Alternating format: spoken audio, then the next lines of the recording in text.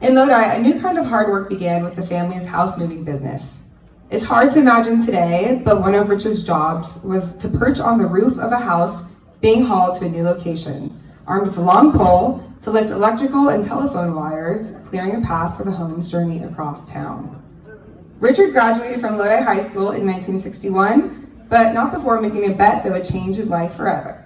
He wagered a friend $1 that he could get a date with a certain young lady named Sandy, and he won that bet, and as he loved to joke, he's been paying for it ever since. They married in 1964 when he was 20 and she was 19, beginning a beautiful partnership that would span nearly 61 years, a partnership built on love, laughter, and mutual respect. Their family grew with the arrival of their daughter Lisa just 11 months later, and their son Darren a few years after that. Though he briefly tried a desk job as a computer operator for the State Division of Highways, Richard quickly realized his hands were meant for more than a keyboard. He pursued an electrician's degree at Delta Community College, found a mentor, and soon after, Preszler Electric was born. His work ethic became his life's simple, profound theme. And then when I recently asked him in January, what's your life advice? He said, work hard. So you think someone would say, like, travel more, like, get outside. His was work hard, work lots of hours, start early, be on time. If you say you're gonna be there on Monday, be there Monday. If you say you're gonna start at 8 a.m., be there 5 minutes early or more. He lived by this code with every job and every customer, and his favorite deals were the ones sealed with just a handshake. He was a man known for his incredible work ethic and trustworthiness. Richard grew the electrical business to a full-blown career. In 1977, during a series of drought years in California, he expanded the business to include commercial well and pump services. He and Sandy ran their business, Preszler Electric and Pump Service, together until he retired, quote unquote, at 55. But a new chapter, perhaps his favorite, began with the arrival of his granddaughters. Brianna, Natalie, Jessica, and Jenna became the absolute center of his world. I promise we didn't write this part. He would proudly parade us into his daily coffee breaks to show us off to his friends and anyone who would listen. There was always a scoop of ice cream, a warm hug, or a story waiting for us, even if some of those stories were a little on the colorful side. His daily coffee breaks with his friends were a cherished ritual, a time for camaraderie and good-natured ribbing. He loved the daily flip for the check and never tired of his favorite joke, asking the waitress if she knew the German word for poor was shit, followed by a request for her to shit a little in, aka pour more coffee into his cup. When I was little going to coffee break, I couldn't say coffee and ice cream, so I'd call it going for Foffy and Freem. Papa started calling me Foffy and Freem, and eventually all of the waitresses and chefs would call me that too. Years later, one of their favorite waitresses found out she was going to have a grandbaby, and she came up to Nana and Papa's table, and she was so excited, and said, "Guess what? I'm getting my own Foffy and Freem." All right, retirement for Richard didn't mean slowing down. His idea of a vacation at their beloved cabin in Arnold, California was simply a different project list. Whether it was adding a closet, burning pine needles, or in a feat of true Richard ingenuity, building an outdoor elevator, he was always creating, always improving. And I think it was always our favorite memory, riding up and down the elevator. We'd ask him every time we visited. He bought that first original cabin with his brothers, Marlo and Joey, and the bond they shared was a source of immense joy. His laughter was never louder than when he was trading old stories with his brothers at the Christmas dinner table. And speaking of projects and improvements, one of my favorite additions to our family cabin was our Papa helping years later with this large swing. We've been asking for this swing for years, and he probably climbed up 50 feet on this tree with his ladder just to get the swing built for us, and it made the cabin 10 times more special. His generosity was boundless. In their early years, Richard and Sandy opened their hearts and home to 32 foster children, offering a safe and loving haven for newborns.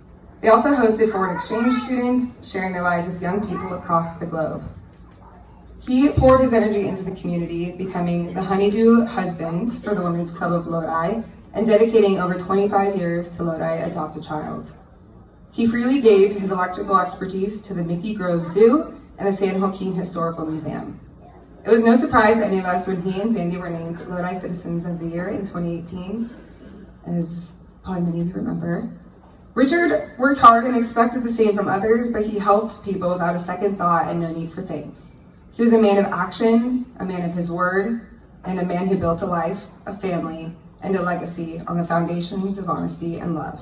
And it's apparent by the amount of people in this room today. He is predeceased by his parents and his beloved son, Darren. He leaves behind his brothers, Marlo and Joe, his loving wife, Sandy, his daughter, Lisa, and her husband, Gary, his 4 cherished granddaughters, Brianna, Natalie, Jessica, and Jenna, and his great-grandson, Braxton. Richard was, through and through, a genuine man. The imprint he left on his hearts, this community, and his family will shine brightly forever. We will miss his stories, his laughter, and his generous spirit. Rest in peace. Thank you.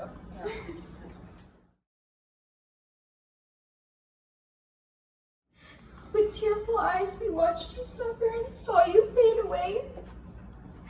Although we loved you dearly, we could not stay. Our golden heart stopped beating, heartbreaking hands at rest that broke our hearts to fruit. He only takes the best. It's lonesome here without you. We miss you more each day. Life doesn't seem the same since you've gone away. When days are sad and lonely and everything goes wrong, we seem to hear you whisper, cheer up and carry on. Each time we see your picture, you seem to smile and say, don't cry, I'm in God's keeping, we'll meet again someday. You never said I'm leaving, you never said goodbye. You were gone before we knew it, and only God knew why. A million times we needed you, a million times we cried. If love alone could save you, you never would have died.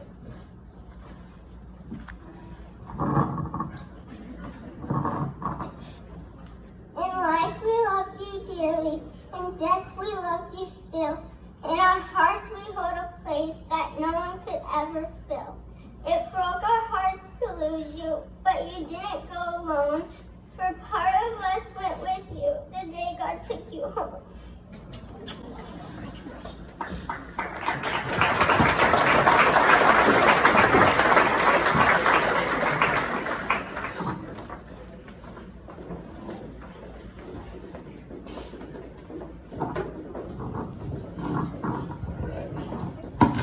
Thanks, girls. I got to follow that down.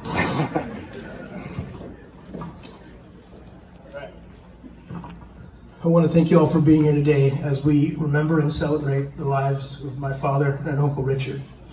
A couple weeks ago, I spoke at the service that we held for Dad at the Veterans Memorial Cemetery in Phoenix.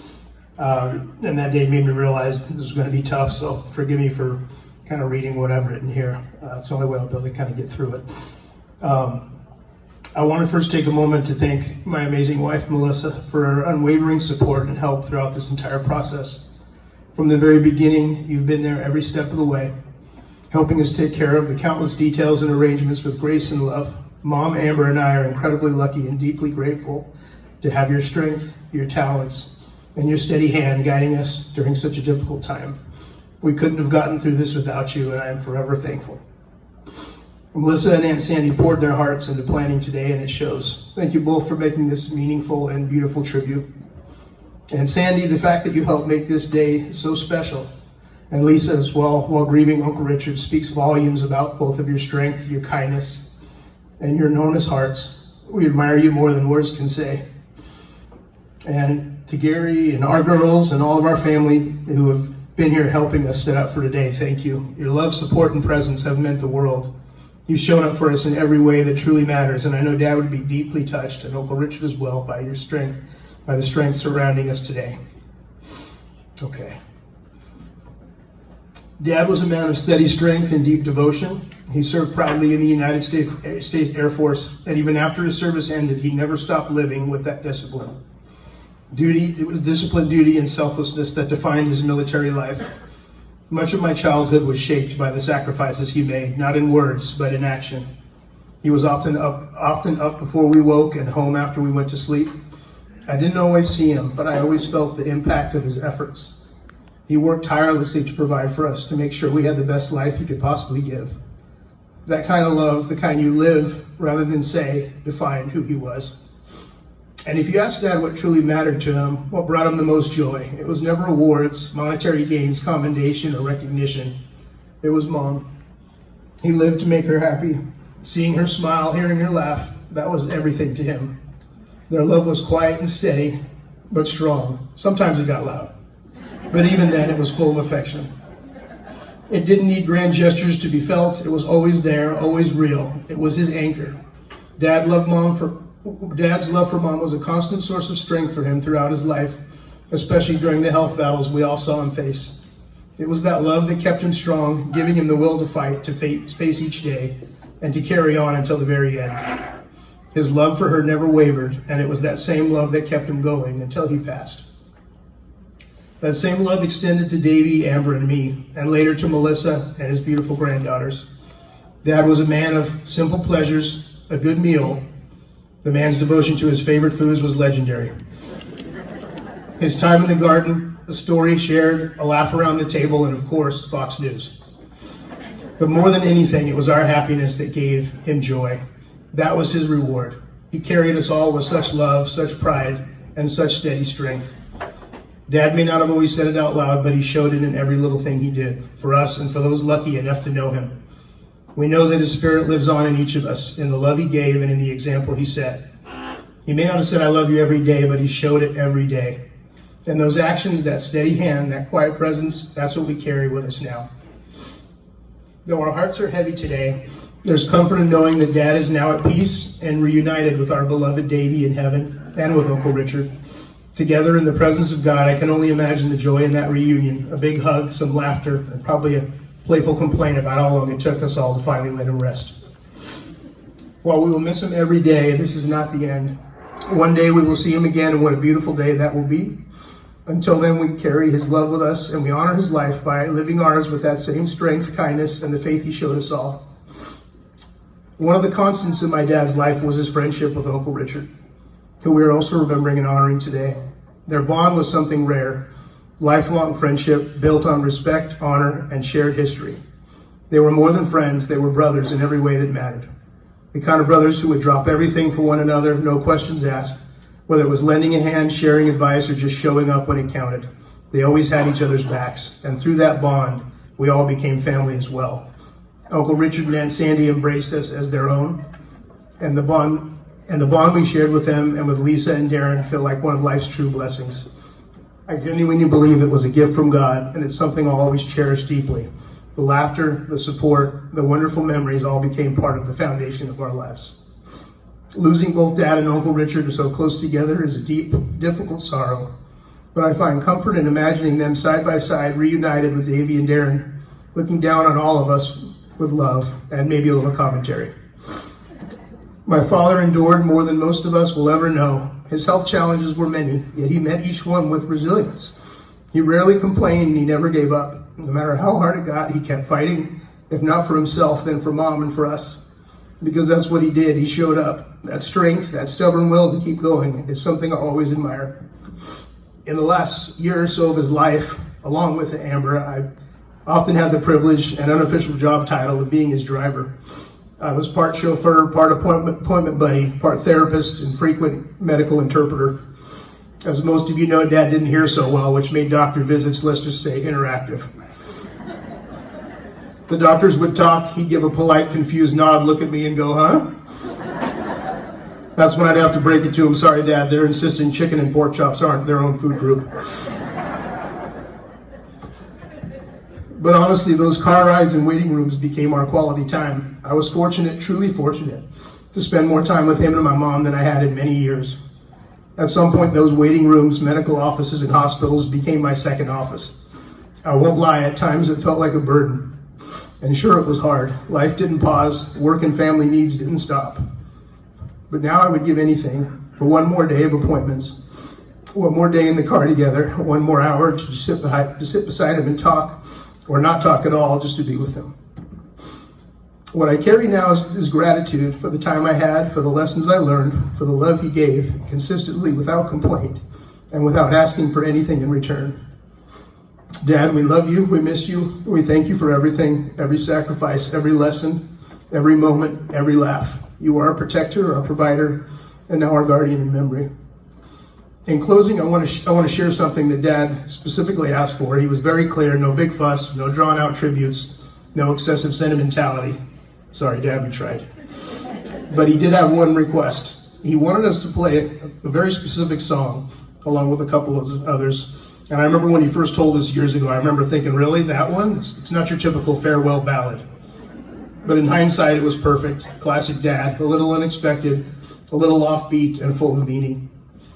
A few days before he passed, we were all at the house. He was having a rough day, struggling to sleep, and the rest of us were talking, just trying to keep things light, pass the time, and comfort him. And out of nowhere, he just cranked this song. It filled the house, and I remember standing there feeling this wave of emotion. I didn't realize how close we were to the end, but somehow he did. So now, just as he wanted, we'll play that song as part of our slideshow that we put together to celebrate his life. The second song you'll hear was another one of Dad's favorites, especially when Amber would sing it. Just a couple weeks ago, Amber and Mom sang this song together, and we're honored to share it with you today. As you listen, you'll hear a little applause and a joyful giggle from Mom at the end. She was so happy to be singing this with Amber again. This isn't goodbye. This is a celebration of a life well lived, of love given freely, of memories that will never fade.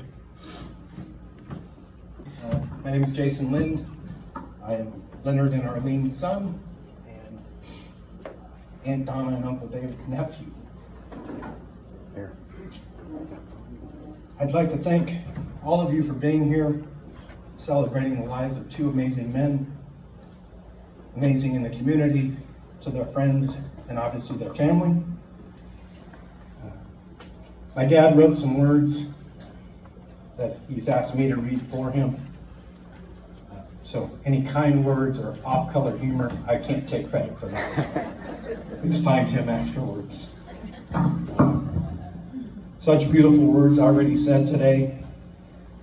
The strength that granddaughters and your kids have is amazing. So I'm going to lean on that too. First, the Lind families would like to thank the Moose Lodge and the Lodi Women's Club for what they're providing here today. It's a beautiful place.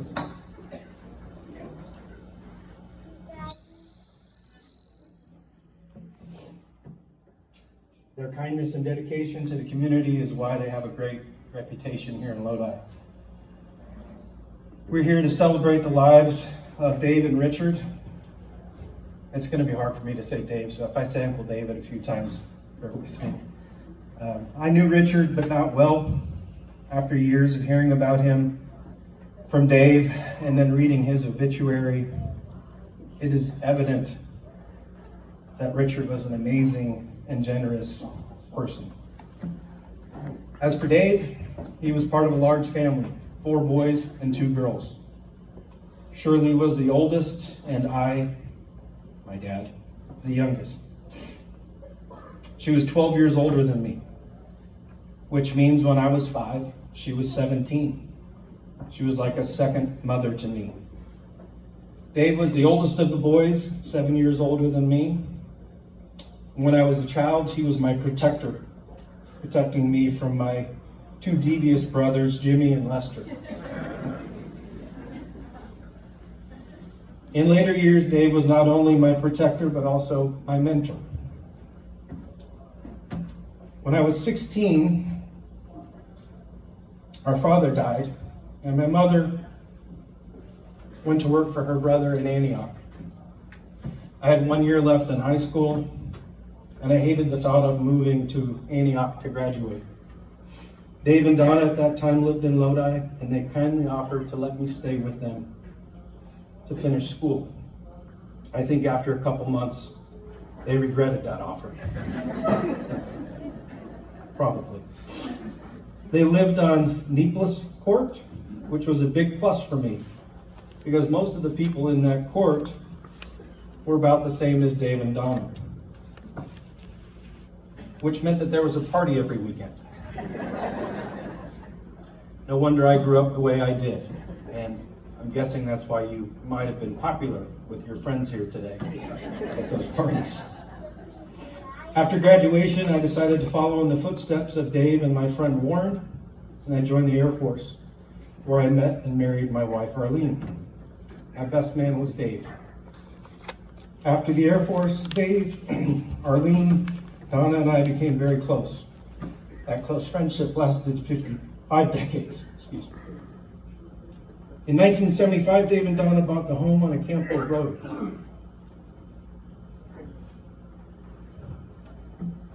I remember Uncle David telling me he could barely afford that place.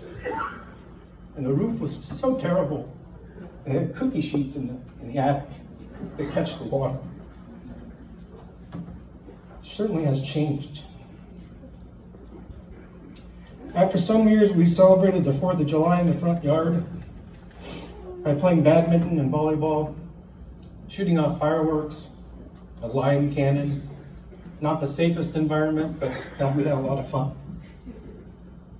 When the kids were in their early teens, I'm going to go back real quick. I have the memory of going to Lodi Lake, which I know all of you probably have. I can still smell the exhaust from those boat races. It was such a great time to grow up. When the kids were in their early teens, the big holiday turned to Thanksgiving. Also at Dave and Donna's. That day soon became the day that family and friends didn't want to miss. The day started around noon with conversation and drinks. Then came games and drinks. With some years doing target practice with guns while having more drinks. Again, a real safe environment.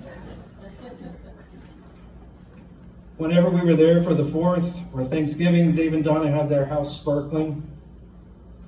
The yard was always immaculate. They showed how the many years of elbow grease turned their place into a showcase, and we all loved it there. As Dave's health declined further, the kids who loved Dave and Donna as much as they loved them finally talked them into moving to Phoenix, where Amber and Aaron live. I've told you before, but the way you and your sister and your wife and the girls have taken care of your parents, it's amazing to see, and I hope everybody knows how much work they do. It's a beautiful thing.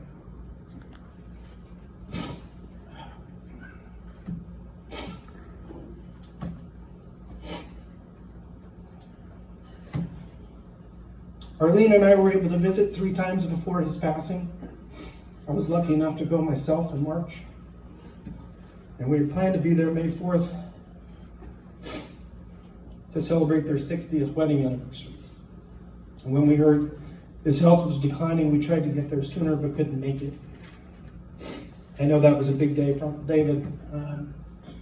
Came up just a little bit short, but I think after 60 years we can round up and say they celebrated it together.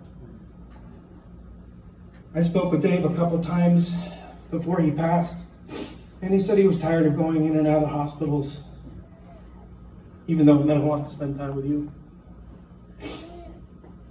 And he was thinking of giving up the fight, but wanted to be able to celebrate he and Donna's 60s. I asked what his thoughts were about leaving us. He said the thought of visiting with his son Davey gave him comfort. Now with Dave and his best buddy Richard both seeing their sons again,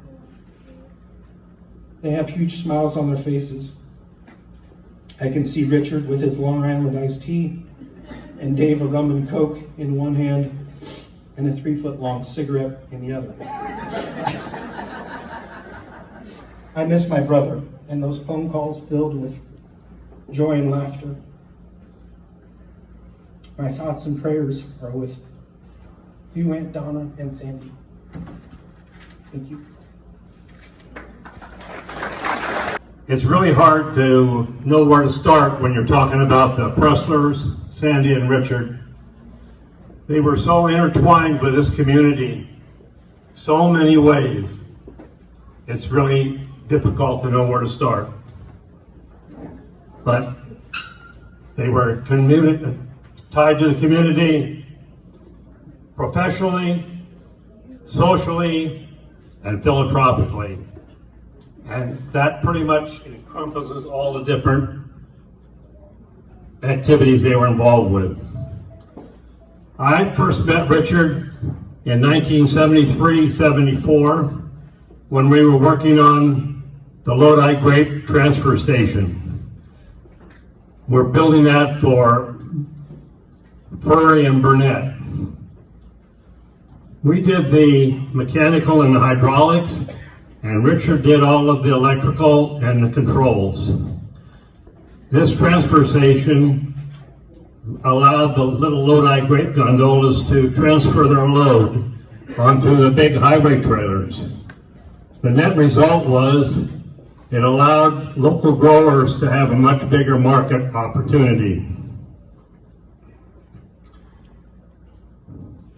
We often shared lunch together over the years, first at Felton's and then later at the Rich Maid. This is where Richard became famous for his dessert. This was his signature thing, to have a dish of vanilla ice cream with chocolate syrup and caramel, but they had to be 90 degrees apart, not any kind of, they had to be straight. During this time when we had lunch, he often shared a lot of stories, as Richard was a good storyteller, about his growing up in South Dakota North and also in Victor. And one of the stories that I remember about South Dakota North was when he was going to the town school, he often got regulated to the back of the room because maybe some of his activities were not quite in line with the lesson plan the teacher had in mind for that day. Richard, in his electrical business, was a man to call when your pump didn't work. Often he would find it was a simple fix. Literally taking that dead earwig out among the controls so your pump would work again.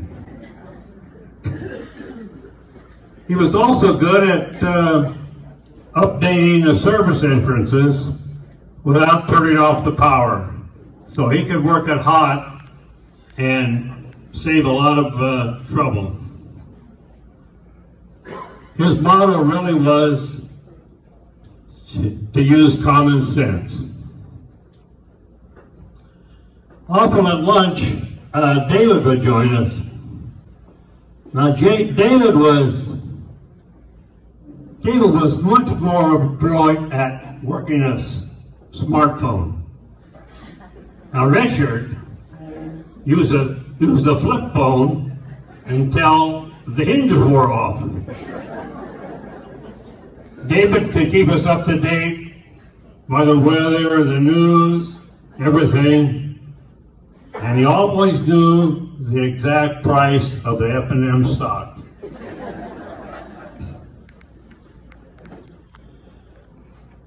It was my great privilege to know both of these great men. May you both rest in peace for a life well lived. Thank you.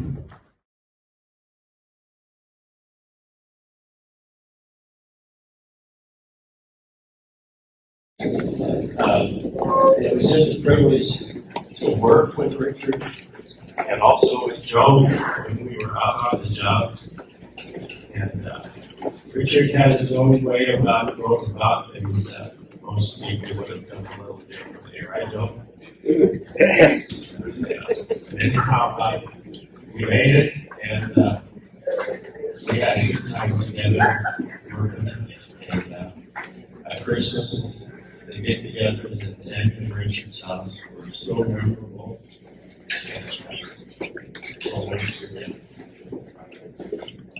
I just want to say, we had one job, and I'm not sure if John and Neil have ever here tonight, but we did a job up in Lake Tully. Richard built an elevator to bring wood from the lower part of their cabin up to the other one there.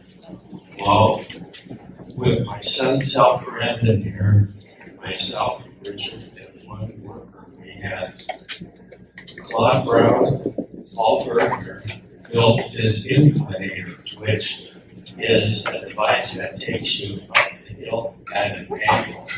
And the elevators have a series of multiple steps to get up to their cabin. So Claude Brown and Paul Berger took care of that and devised this they call inclinator.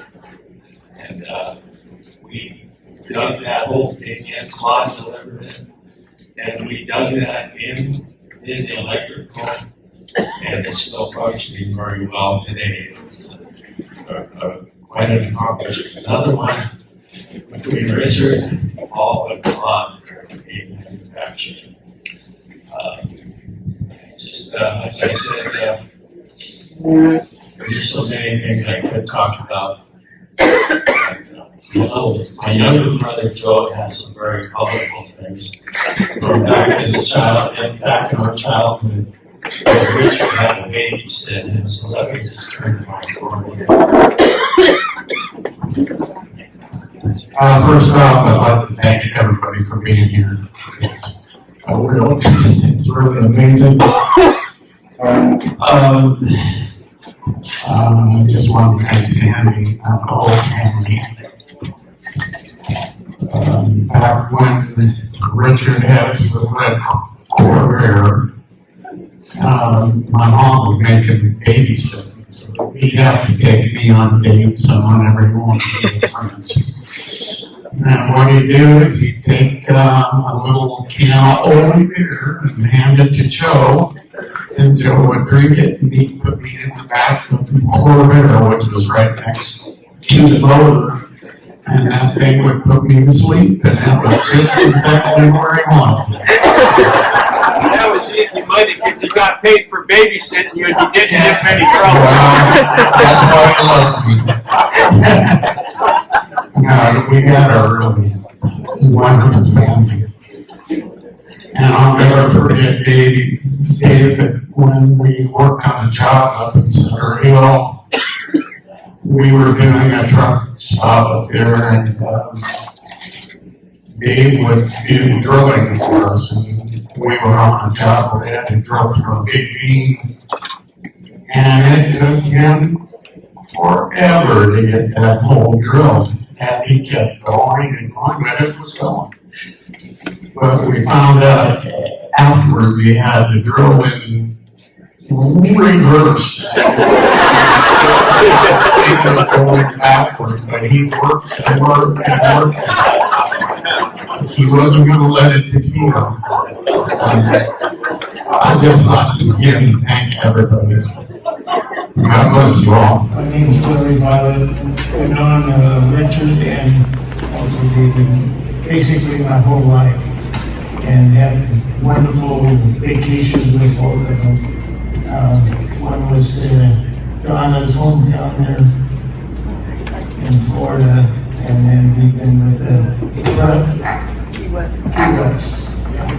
Then we've been with the Preslers over to Europe and on some cruises. But anyway, what I wanted to tell you today was back, I think we were about 14, 15 years old at the time, and then the Preslers, Mom and Dad would on Saturday nights go out on the town, the Dakota Club that day. And then Richard would invite a few of us over, and we played Dakota Whist, I think it was. And anyway, one Saturday night we got a little bit bored, and another one of our classmates, Joe Odo, was over there. Joe said, hey, my grandparents are out of town this weekend, and my grandpa, he makes some beautiful homemade wine. Bagel Red, yeah. A little bit sour, but anyway. So we went over to Joe's grandfather's house, and we went down the basement, and we found an old gallon glass jug and filled it up out of the barrel of wine. And so then we commenced to go over to one of the local parks, and Joe and Richard and I sat there and kind of had a few glasses of wine. Well, when you're 14 years old, you don't hold it too well. And so anyway, we started out, we decided we were going to go home. We had enough. And we started out walking, and Joe was a little worse off than Richard and I. So we were kind of carrying him a little bit. And anyway, we couldn't do that any longer. We were struggling ourselves. So Richard says, we're not too far from my house. So I'll go home, and my dad's got a wheelbarrow. So anyway, Joe and I sat down, we waited for Richard. He came back a few minutes later, and he has a wheelbarrow.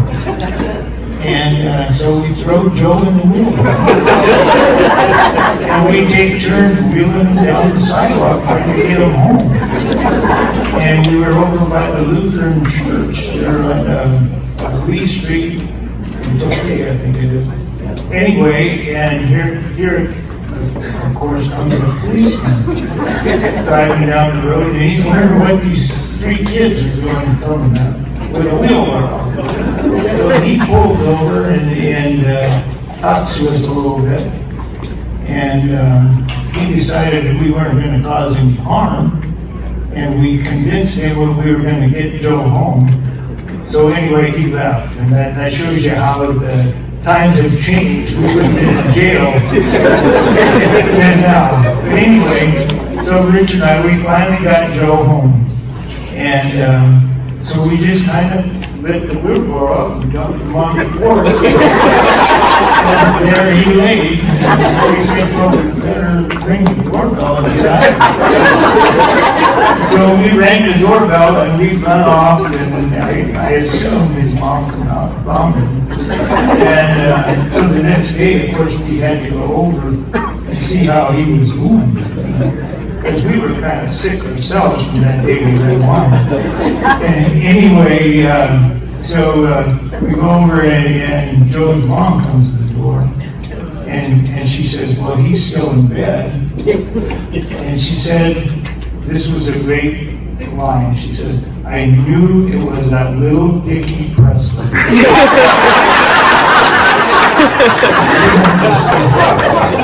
And so, of course, I'm a physician, so I just took him down to the office and sewed him up. And apparently, Sandy said, where are you? I said, don't worry, I'm at my gynecologist's office.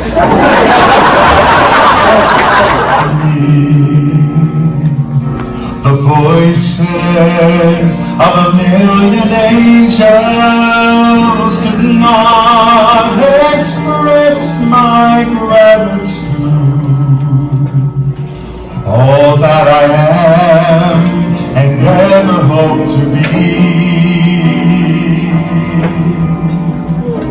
I owe it all to thee.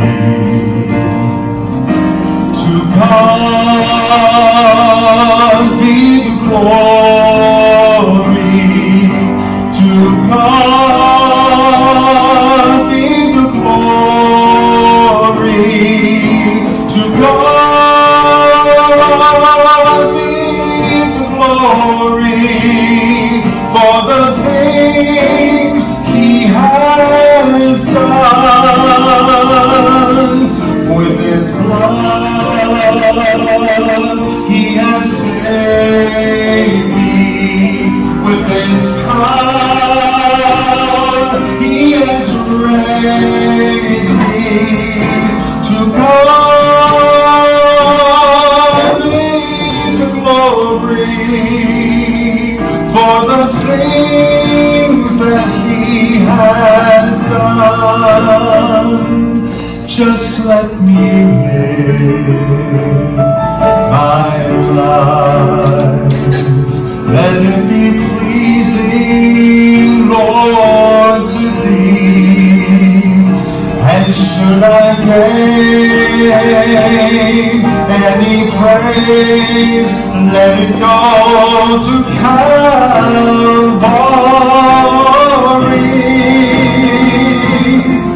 With His blood, oh, He has saved me. With His power, He has raised me. To God be the glory for the things, all the mighty things my Jesus He did for me. For the things my Jesus has done for me.